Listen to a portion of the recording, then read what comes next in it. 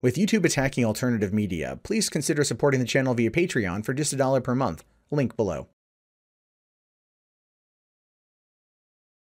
Universal's The Dark Universe. That was one thing that, I don't know about you, I was legitimately excited for. I like shared universes. I like these kind of things. I like these multi, okay, look, here's the thing. I'm a big cinematic, Marvel Cinematic Universe guy. I like the interconnected stories. I'm a big fan of the DCEU because I like what they've done with that. It hasn't been perfect, but I still like that they've been trying it. And I even like what they've done with Star Wars in terms of like the extra side stories combined with the ancillary tales that are considered canon from the books, albeit it's not all perfect, but I like that they're trying. Universal made a bit of a mistake though. Universal made the mistake of pulling the cart before the horse, counting their eggs before they hatched, whatever terminology you want to apply to it. They made that error. However, I don't believe it was entirely done in jest. I do think that they can fix it, but it's going to require kind of a soft reboot and ultimately keeping Tom Cruise and big budget spectacle out of it.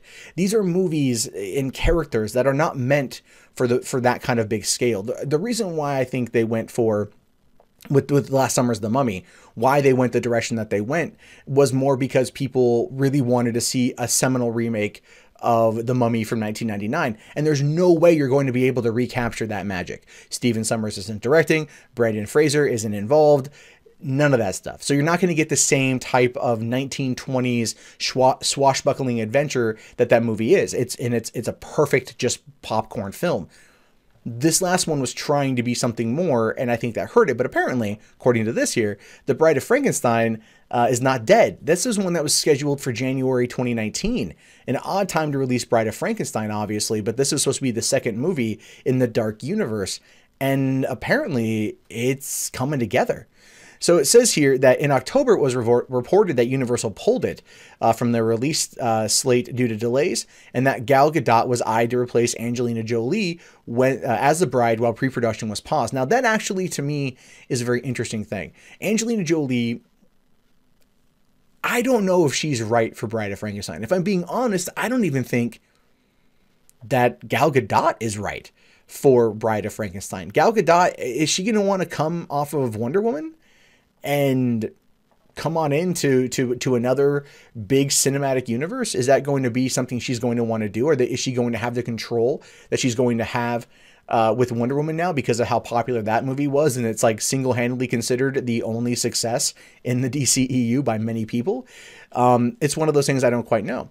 Now, Jolie has seemingly chosen to make Maleficent 2 instead, which starts shooting in April, which makes sense. Maleficent, when it came out in 2014, did very well. But in my opinion, that movie is just abhorrently terrible.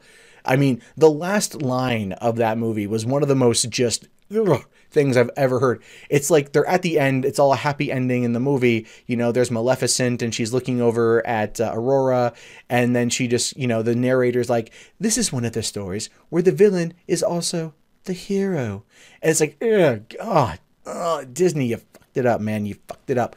And they did that. And then, of course, people, kids flocked to it. And so they decided to do a sequel for no other reason than it's a cash grab because Maleficent did well.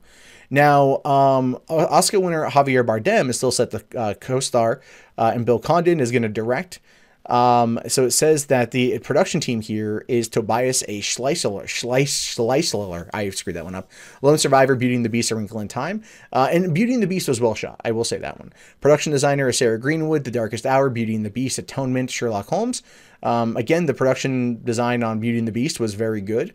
And as you can see here, he's pulling from a lot of the same talent because he directed that movie too. Because the costume designer is Jacqueline Duran. And so it says if they want Gal Gadot to star as the bride, it looks like they're gonna have to wait for her. She's in talks for a starring role in a Nazi hunter film called Ruin, which is in pre-production, aiming to shoot soon. And then she's expected to do Wonder Woman 2 over the summer. So if this is to be true, and I literally have no idea if it is, this is still a rumor. One of the reasons why I wanted to talk about it has a lot to do with the fact that the Dark Universe is not one that will die off so fast. Universal has the money to back it up. They have the money to pump into it. And that would be with the success of Fast and Furious, as well as the Jurassic World movies and any of the Minion stuff. They've got money. They've got money to do it. But they have to play it smart. And I think bringing in Chris Terrio, and not Chris Terrio, was it Chris Morgan, the guy who wrote Fast and Furious movies, and Alex Kurtzman to kind of handle this thing was not probably for the best. I think the overall idea behind Dark Universe is cool. The way they went about it was not the best. And they should definitely try to go back to something smaller and build it up from there. I mean, every franchise needs an Iron Man to kind of set the tone. And to kind of, have a proper foot going forward.